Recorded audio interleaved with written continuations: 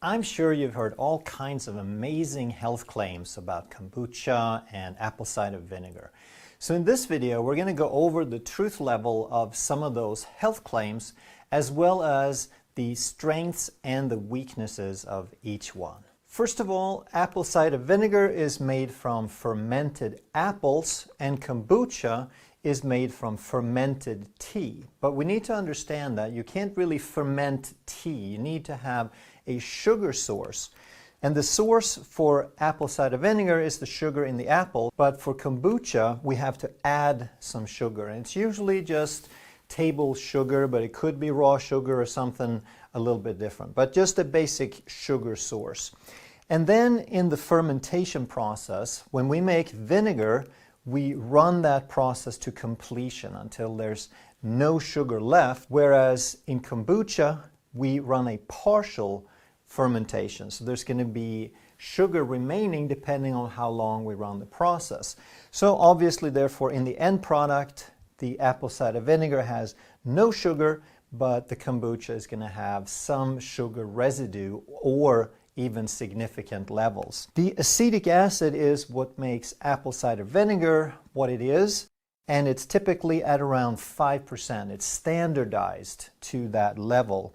And in kombucha, it's going to vary a lot. So when I looked it up, they said that a typical kombucha has about 1%, but then when I tried to find that on the product labels, there was usually a whole lot less, sometimes as little as 1/100th of that level in there. And there's been a fair amount of research on apple cider vinegar, and what they're researching then is not always apple cider vinegar. Sometimes it is, but more often it's just white vinegar. So it's the acetic acid that gives the vinegar the properties that we're looking for. And it's been noticed to reduce blood glucose and A1C, keeping all other factors constant. It can help reduce weight and belly fat.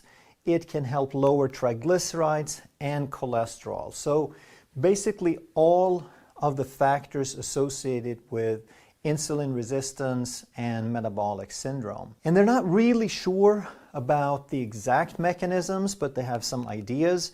They know it improves insulin sensitivity and signaling. They know that there seems to be some improved satiety with it, and also that the liver is going to put out less glucose. The liver is typically what maintains glucose between meals, and it can either do that by breaking down stored glycogen, or it can make glucose through gluconeogenesis. But either way, with apple cider vinegar, there seems to be a little bit less of that. And finally, acetic acid is a short-chain fatty acid. So you've probably heard about MCT oils, that MCT oils can give you some energy, but it doesn't trigger insulin or blood sugar. So it's like a fast energy. And short-chain fatty acids are even faster than MCTs, so that's one potential benefit, that it gives you a little bit of energy, and that might also contribute to the satiety. One more good thing is that these short-chain fatty acids also become food for your beneficial gut bacteria. Kombucha has also had some research done, and the main thing that they've been focusing on is antimicrobial. They found that it has significant activity against gram-positive bacteria and gram-negative bacteria, but we've also heard claims that it helps for yeast and candida, and when they checked that out, it showed that it had no effect at all on candida. They also wanted to find out if it was the acetic acid or the tea or something else in there. So when they did the studies with tea alone, even when they went like super concentrated tea, they found none of these effects at all. So they concluded that basically all the results that they found was from the acetic acid composition. And in this study, they used a concentration of 33 grams per liter of total acids, and we'll talk about what those are, and 7 grams per liter of acetic acid. So they also recommended that if you were looking for these benefits, then you probably want to use a product around that kind of concentration. But in kombucha, the acetic acid may not be the primary thing that we're looking for. There are a lot of other things in there. The acetic acid is about 5% of the total acid, but then there's glucuronic acid at 65% of the total, and that's been found to assist in liver detox. And also, this glucuronic acid can help balance hormones, sex hormones specifically, like estrogen and testosterone. A third common substantial acid is gluconic acid at 30%, and that has been shown to support the growth of bifidobacteria, which are some of the most beneficial of your gut bacteria. But in addition to supporting your gut bacteria, kombucha actually contains some of these bacteria, so it's pretty high in probiotics.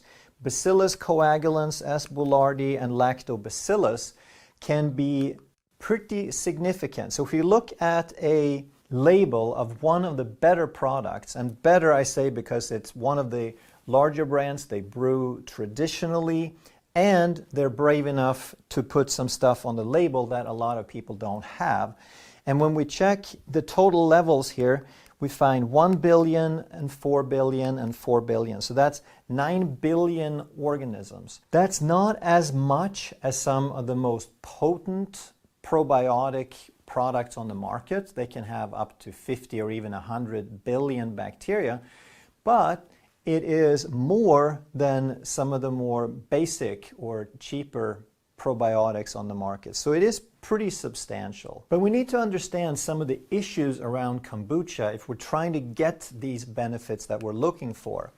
Acetic acid, like I said, when I looked it up, they said that it should be around 1%, which is 10 grams per liter. When they did the study, they had a total of 33 grams of acid, and the acetic acid was 7 grams per liter. So their study was a little bit less than what I read was typical. But then when we add up from this label, which again is one of the better brands, we find 100 plus 75 plus 1400 plus 650, and when we multiply that out, it's 4.7 grams per liter, which is about 1/7. The study they ran had 7 times more total acid in their product. And when we look at the acetic acid specifically, 75 milligrams in a bottle multiplies out to about 1/44 of the amount of acetic acid that they had in that study. So if you're looking for some of those benefits from acetic acid, you would have to drink a whole lot.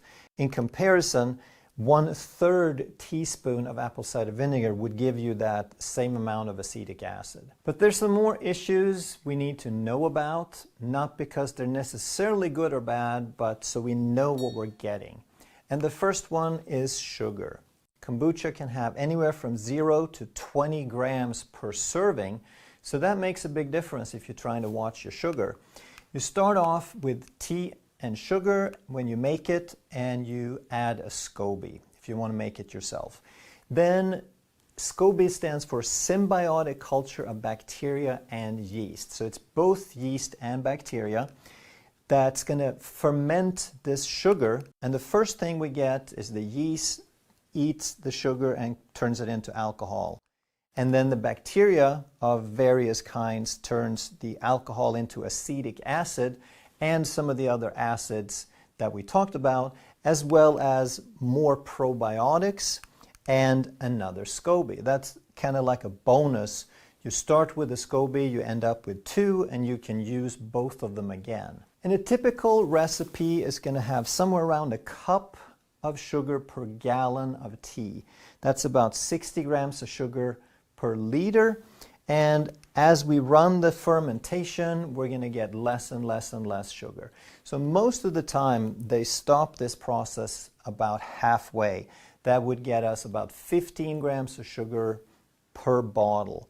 And if you run it longer, then you could get closer to 0. But there's some labeling issues also. So sugar is a concern, but oftentimes they try to tell you that if it's total sugar, if it's not added, if it just sort of happens to be in there for whatever reason in the product when they start, then it's good, then it's a natural sugar. Whereas if they add the sugar, then it's white sugar and then it's bad. And that's not really true, because 99% sugar is sugar. There's not really any difference. Your cells and your liver, by the time it's in the bloodstream, they don't know the difference. The fructose is still going to clog up the liver, and the glucose is still going to spike insulin and blood sugar. But a lot of companies try to be sneaky because they know people don't like added sugar. So if they start off with a juice instead, if they mix the tea with apple juice or pineapple juice or kiwi juice, now they don't have to list it as added sugars, because fruit juice counts as 0 added sugar. It still contributes to total sugar, so it makes no difference there, but they're kind of tricking people to think that it's way more natural, and it's like that much more natural, and it doesn't make a big difference. Kombucha can also be done in a traditional way, where you ferment it straight through according to certain rules, or it can be from concentrate, and sometimes they put that on the label and sometimes they don't. One way you can know is if it's diluted. If one of the ingredients on the label, one of the first ingredients maybe is carbonated water, now you know that they made it from concentrate. And I'm not totally opposed to doing it from a concentrate, as long as you preserve the bacteria and the things you're trying to keep in there, and as long as you sweeten it with something that you can tolerate. If you put regular sugar back in, now you could be right back to these levels. Or if you use something else that you may not tolerate so well, maybe a sugar alcohol, for example. And sugar alcohol could feed some of the bad bacteria in sensitive people, and that would defeat the purpose of taking kombucha with a probiotic in the first place. And maybe most importantly, make sure it's not pasteurized, because a lot of the benefit comes from the probiotics, from the bacteria. If you pasteurize it, you kill all of that off. You might as well just drink sweet tea. And also in some cases, they actually add the probiotics after the fact. And again, that's not necessarily a bad thing, but you have to ask yourself, why do they do that? If they run this process traditionally and they let this culture thrive and develop, there should be probiotics in there. So if they have to add it, then maybe they messed with the process somewhere along the way. Now let's look at some of the benefits and compare side by side. And apple cider vinegar is best known for its insulin resistance benefit. So we get a big check there. That's the acetic acid again. Kombucha, like we said, at best, it's going to have 1/5, but oftentimes much less acetic acid than that. So it's very questionable whether you're going to get much insulin resistance benefits from kombucha. When it comes to probiotics, on the other hand, it's kind of flip-flopped, because apple cider vinegar, while it does have some bacteria, they're mostly bacteria associated with acetic acid, not so much other bacteria. And also there's not very much of them, not nearly as much as in kombucha, which again runs in the billions. Antibacterial, the apple cider vinegar is because of the acetic acid. Again, the kombucha, it's kind of questionable because of the very low levels. Digestive benefits, they both have, but probably for different reasons, because we know that the acetic acid with its lower pH can have some digestive benefits. We know that both of them support probiotics, support the biome in different ways. Apple cider vinegar has the short-chain fatty acids that support the growth, and kombucha has other acids that support the growth, plus their probiotics, and so forth. So they're both pretty beneficial for the digestive tract, and they also both, through the studies, have shown to have antioxidant benefits. So I wouldn't look on kombucha or apple cider vinegar as some magic pill that's going to solve all your problems. But I do think that both have benefit as an add-on if you start changing the other things in your life as well. If you start moving toward a healthy lifestyle, they can add a little bit of edge. So if you like kombucha, then do your research, read the labels, make sure that you have something where they list the bacteria and the acids, because again, if they don't list it, then maybe there's nothing in there. Maybe their process isn't as particular as you want it to be.